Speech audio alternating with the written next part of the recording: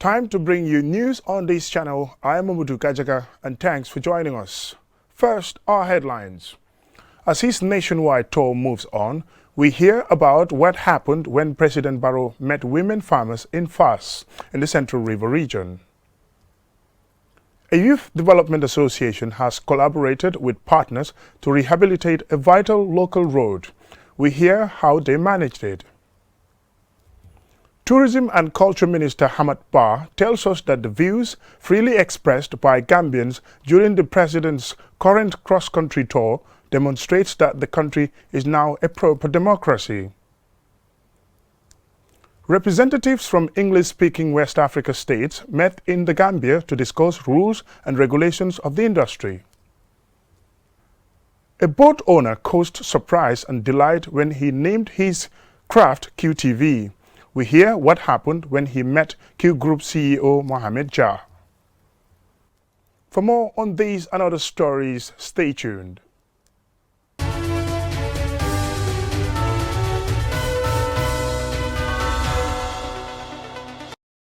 Welcome and thanks for joining us. This is QTV News. As part of his ongoing tour, President Barrow visited a women's garden in Fass village. As Aliu Sise reports, the women complained about a lack of accessible markets to sell their produce. This 4-hectare garden at the community of Fass in the Central River region north benefits over 200 women gardeners. The president on a constitutionally mandated tour was led to the garden by the Agriculture Minister Hamat Bah. Fass is supported by Fass the project because Gambia here, women produce a lot of vegetables before they encounter a lot of problem. Because these women, that time, they have bad fencing, poor fencing network, no water, inadequate water supply for the vegetables. But thanks to Fass the project, it's ADB project. So based on that, they constructed a durable fencing material, drill a borehole, and also a water tank. That one is 40 cubic liters. So based on that, now they are producing adequate vegetable for the community to enhance their production and the productivity and also improve their livelihood. Ramata Salah said the garden has greatly transformed the lives and livelihood of the women gardeners. Here, the women grow different vegetables for survival and economic gain, including to pay for their children's school fees. While thanking the government for the garden, she complains about the lack of accessible market to sell their produce. Minister Fabre explains how our ministry plans to address the market concerns. We are trying to less them with private sector because government cannot do it all. So based on that, we want to link them to private sectors, just like how we did with Radville Farm, so that at least they can come over, sign a contract with the farming community to produce what the market wants. Farmers have been using the tool to appeal for timely supply of fertilizer and seeds ahead of the next farming season. During the previous meeting, some farmers have raised the concern of timely supply of fertilizer and seeds. Just briefly tell us, what is your ministry going to do in order to ensure that this is supplied in time for the farmers? In fact, this year we received fertilizer timely, and we also distributed it timely. Come next year, 2020, it will be earlier than this year because we are ready to sign a contract with a supplier so that at least by April we can have our fertilizer. President Barrow said he was impressed by what he found out during his visit. If we organize ourselves and take farming seriously and take it as a priority, we can make a big difference in the life of the people. I'm really impressed because it definitely has impact in the life of this community. But we will still discuss as a government to create the environment, help them to link them to markets, but we will not stop there. We'll also go further to see how best we can add the value. If we add the value, then that's the limit. Now we dictate the market, instead the market dictating us. Gambia is endowed with land and river for year-round farming activities. The country is still a long way from food self-sufficiency or food security. It remains to be seen how Gambia's farming sector and government can work together to maximize the opportunity presented by natural resources. Here in Fass, the gardeners appeal for a better water supply to meet the women's demands. They revealed that they also have a bank account for maintenance of the garden. President Barrow also visited a newly constructed market at Nyangabantang by Fass. Reporting for QTV News from Basse in the Upper River region, I am Aliou Cisse. Tankular Youth Development Association, in collaboration with development partners, over the weekend rehabilitated an 8-kilometer highway road that stretches to Manduar. Lamin Dabo has more. The self-help initiative came as a result of a series of floods which destroyed parts of the road during the past few rainy seasons. The road rehabilitation was carried out to ease the movement of people and goods and communication between the villages and neighboring communities, especially those located near the highway. Omar Njai, a native of Tankular village, describes the poor condition of their road as a barrier to communication, resulting in some commercial vehicle drivers avoiding the area. He went on to explain what motivated this initiative. Na silo be nyameng abina communication o kunla ni moltem so fonsi wuli nga fero landi kaje ko silo kana tuo nyama. The condition of our road has almost resulted in a communication barrier between us and other communities. The Village Development Committee called a meeting where we discussed how to remedy the situation. We then agreed to start making contributions. Later we decided to seek assistance from elsewhere, and those efforts resulted in mobilization of resources which we used to rehabilitate the road. The chief of Kiang West District, Alaji Momodu Njai, gave thanks for the positive steps taken by the people to rehabilitate the only road connecting the village to other parts of the district. The councillor of Julafar Ward, Seni Jadama, says they had expected the government to construct the road years ago. We expected that by this time, the road would have been constructed by the government, because years back they have conducted a road survey, but it did not happen. So the villagers decided to take up the initiative instead of waiting for the government. Road construction is very expensive. It will be good if the government constructs a better road for us. Landimbi Sane, the chairman of Mansa Konko Area Council, says the revenue collected by the council in a year is not enough to sponsor such activities. He went on to explain the steps taken by the council to address major development issues.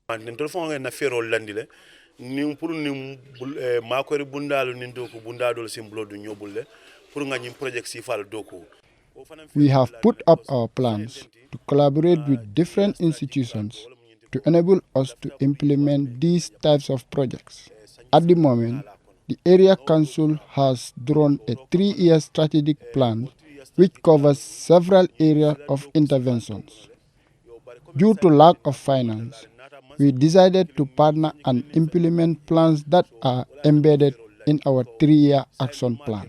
To take up the road maintenance initiative, Tankular Youth Development Association solicited extra funding and support from Mansa Konko Area Council, the regional office of the National Disaster Management Agency, and a renowned Gambian philanthropist, Modu Turo Dabo. For QTV News, Lamin Alait Fandin Dabo. Tourism and Culture Minister Hamat Bah has said that the views freely expressed by Gambians during the President's ongoing Meet the People tour is a manifestation that the country is now a democratic state. Aliou Cisse has more details. Speaking to QTV on the sidelines of the President's current tour, Minister Bah said people's mindsets have changed under President Barrow's government.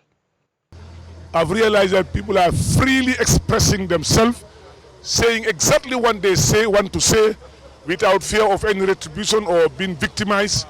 And I think that's one of the biggest achievements we got. So we are learning something we didn't know.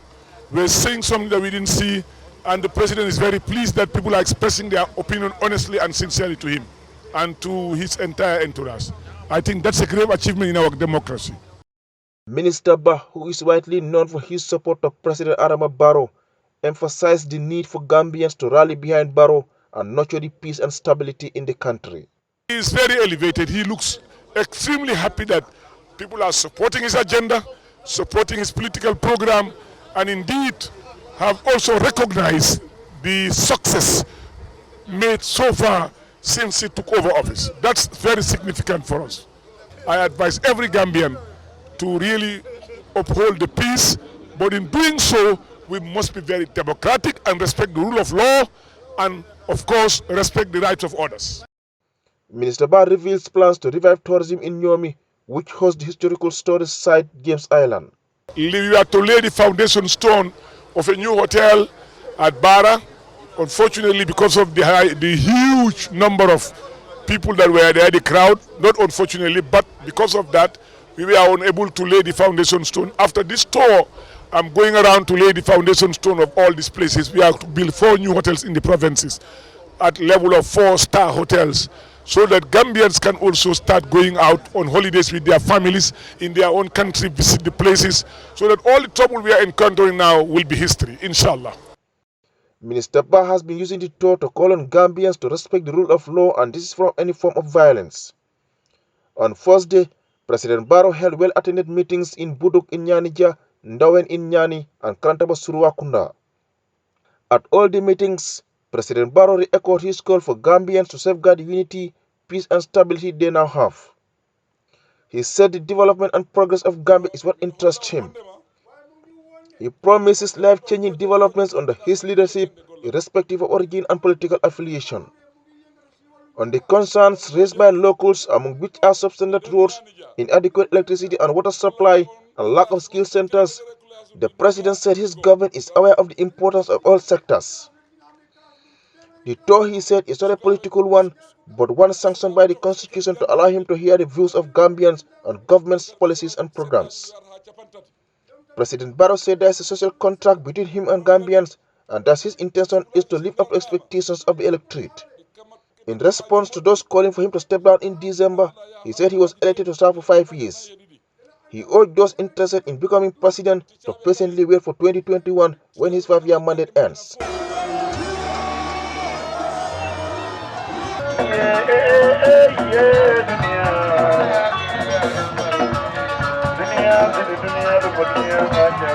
Reporting for QTV News from Basse in the Upper River region, I am Aliou Cisse. The West African Insurance Companies Association Educational Conference was held on Thursday, hosted by the Insurance Association of the Gambia. The conference brings together Anglophone West African countries to discuss the implications of the ongoing insurance policies and regulations reforms in the sub-region. Aisha Jani reports. The conference brings together 150 delegates from the 5 WICA member countries, namely Nigeria, Ghana, Liberia, Sierra Leone and the Gambia. The 2-day conference gives insurance professionals and other stakeholders the opportunity to interact, network, share experiences on innovation to foster development in the industry. The theme for this year is Reforms in the Insurance Landscape in West Africa and Their Implications for Cross-Border Operations and Intra-African Trade. The president of the Insurance Association of the Gambia, Makere Bajan, says the conference and its theme is timely and appropriate, as it will provide industry players the opportunity to have a greater insight into emerging radical insurance reforms and their implications. The theme of our conference could not have come at a better time, looking at the commitment of our countries to the African Continental Free Trade Agreement that will surely open all borders for the provision of goods and services, including insurance. We have no choice but to strategically position ourselves and proactively leverage on the opportunities, because like it or not, there's going to be serious implications. The president of WICA, Raymond H.S. Macaulay, shares his expectations of the conference. The conference will afford us an opportunity to discuss the implications of free trade initiatives that have the potential of fostering sustainable wealth and development. I reckon that by the end of our deliberations, the paper presenters and the various contributions from delegates would give us a thorough insight into the emerging trends in our sub-region and Africa as a whole. The Minister of Interior, Yankuba Sonko, representing the Minister of Finance, says the Gambian government is collaborating with sub-regional bodies such as WICA, which has been instrumental in enhancing economic integration among member states. He states other measures the government is taking towards the development of the insurance sector. The Gambia government, through the Insurance Commission, is also undertaking some critical insurance reforms which align with international best practices, taking into consideration our local Gambian realities. This includes, but not limited to, the drafting of key insurance legislation, promulgation of local content laws, and the setting of the National Insurance Commission, and which will be, to a large extent, change the face of insurance in the Gambia. The first Deputy Governor of Central Bank of the Gambia, Dr. Siku A.K. Jabi, says in global trade level, Sub-Saharan Africa recorded less than 18% trade among other countries in the region, compared to 89% in developed countries. He says that although performance is poor, this can change with collective efforts. He assures WICA of the central bank's full support. The Secretary General and CEO of WICA, William B. Coker, presented an award of appreciation to the Gambia for its unwavering support to WICA in the execution of its mandate and for hosting the conference. For QTV News, I am Aisha Jang. The chairman of the QGroup, Muhammed Jah, says he was caught by surprise, but nevertheless deeply appreciates the effort of a man who named his boat QTV. Mr. Jah made the announcement during a presentation of cash, a phone, and other QCell-related items to the boat owner. During the launch and maiden voyage of the boat named QTV on Sunday at Gunjur Beach, the owner of the watercraft, Musa Jammeh, said he named the boat after QTV because of his appreciation for quality service delivery by QTV, Q Radio, and QCell in the areas of communication. Out at sea, while fishing, Mr. Jammeh said the only reliable network fishermen rely on is QCell, and at home, QTV is their favorite channel. He further explains his inclination for QTV.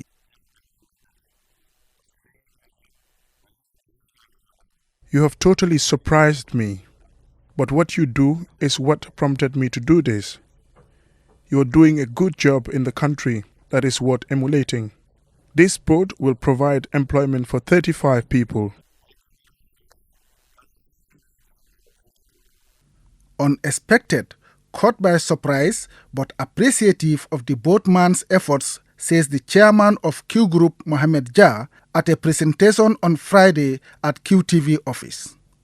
Mr. Jah said QTV is here for the people and will always endeavor to raise a positive Gambian image.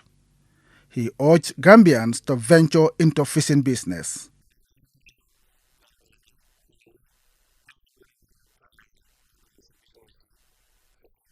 I am appealing to Gambians to venture into fishing like what Musa has done so that you can help yourself and your family. And also fish will not be scarce if there is a festival, because fish is an important part of our diet. We should help each other and develop a culture of ownership so that we can progress.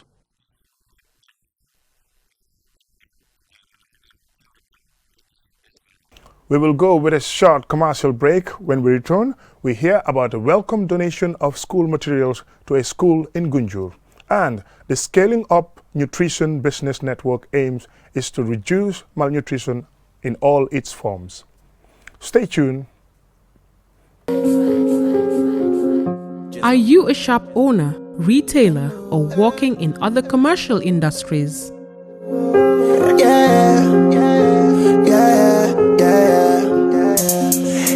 Customers are looking to buy things every day. Let them know where you are. Life is sweet like chocolate. Take part in QTV's marketplace and showcase your business to a large group of potential buyers. The money is calling. Call us on 32-444-44 or send us an email at marketing@qtv.gm for more details. Man, you don't know what I've been. You can also get in touch with us on Facebook, Twitter, and Instagram. QTV Marketplace. Be noticed. I'm the baddest in my category. Balling like I'm Curry. Shutting down everywhere. Are you traveling to Senegal from Gambia? Guess what? You can now roam in Senegal like never before. Enjoy the most affordable rates on data and your international and local voice and SMS while in Senegal. QCell and Orange have partnered together to make roaming a breeze. Whenever you roam with your QCell line to Senegal or travel with your Orange number to Gambia, you get to enjoy a new specially discounted tariff on your data and the calls and texts you send locally and internationally. Don't stress about high costs. QCell and Orange have got you covered. Whether it's a quick business trip or a family getaway, you know you're connected anywhere and anytime. Terms and conditions apply. For more information, call 111. QCell, the Gambia's quality network. Smile to Gambia, a charitable foundation providing support to community development projects on Thursday, handed over school materials to Gunjur Community Preschool. Ajibintu Drame reports. The preschool children each received materials such as books, pens, shoes and clothing. The aim is to provide support and encourage children in their education. Yaya K. Jata, a parent, expressed gratitude and explains how the donation will help the children. I would like to thank the donors for helping the school. The children are in need of help. The children will benefit the community in future because some of them might become doctors and lecturers. So helping children is for the good of the nation, as nobody knows what the future holds. Binta Toure, also a parent, shares her thoughts. Because every year they in the sponsors you mainly. I am so happy because Marriott always helps the school. It is very good for the parents because some parents cannot afford to buy shoes and school materials for their children. I pray for the help to continue because our children are getting an effective education. Smile to Gambia Foundation is based in the Gambia, but the donors who support the foundation are from the Netherlands. Mariette Knott, the chairwoman of Smile to Gambia, promised that there are other things she plans to do to help the students. We will see what's coming up. If there are needs, people can come to us and we can see in which case we can help them. The foundation has supported 3 main projects in Gunjur, namely a skills center for young girls who have dropped out of school, a community garden where 210 women work, supporting themselves and their families, and a community preschool with 80 children. Ajibintu Drame, QTV News. The Scaling Up Nutrition Business Network was launched by the National Nutrition Agency in collaboration with World Food Programme WFP. The aim is to reduce malnutrition in all its forms. Mam Jara Sise reports. Scaling Up Nutrition Business Network aims to mobilize businesses to invest and innovate responsible and sustainable actions and operations for improved nutrition. Scaling Up Nutrition is a unique movement founded on principles that all people have right to food and good nutrition. The Gambia is among the first countries to take part in the initiative, which seeks to eradicate malnutrition. Data shows that there are over 159 million stunted children in the world, of which nearly 60 million are in Africa, while 3.1 million lives are lost annually due to undernutrition. The World Food Programme's country director, Wanjakaria, explains. Studies also show that the continent is losing 2 to 17% of GDP annually because of malnutrition. These are big numbers, colleagues. It makes many of us angry, especially when we know that malnutrition is a solvable problem. Lamin Jaite, Permanent Secretary at the Office of the Vice President, says there are many factors responsible for malnutrition, including inadequate diet. He added that the Gambia is currently faced with malnutrition, overnutrition, and micronutrient deficiency. GMNS 2018 has shown that while 15.4% of women under the ages of 15 to 49 years were underweight, 18.3% and 11.1% were overweight, and obese, respectively. In the case of macronutrient deficiencies, GMNS 2018 showed that 38.2% and 18.3% of children under 5 had iron deficiency, anemia, and vitamin A deficiency, respectively. A business representative, Janke Mbupfal, says the private sector was not previously fully sensitized about all nutritional concerns. Many food and non-food products and provide services that contribute to nutrition situations. We as private companies are involved with agriculture production, transportation, trade, food processing and transformation, retail and provisioning, and promoting consumer preferences. Dr. Sadas Sadar, a nutrition specialist, gives a presentation on the benefits of private sector involvement in the scaling up nutrition business network. They have to work in reducing the fat, sugar, salt content in the processed foods, restricting marketing of foods which are very high in sugar, salt and fats because they are contributing to non-communicable diseases. They can provide correct product information. If it is not fortified, do not give a false impression that the food is fortified. Just provide a right information that what exactly the product contains. The Sun Business Network will support the government to help a structural approach to private sector engagement for nutrition. It will also be a platform to bring together multi-sector stakeholders, including United Nations agencies, amongst others. Reporting for QTV News, I am Mamdiara ACC. Before we end this bulletin of the news, let's have a quick look at our main news stories. As his nationwide tour moves on, we hear about what happened when President Barrow met women farmers in Fass, in the Central River region.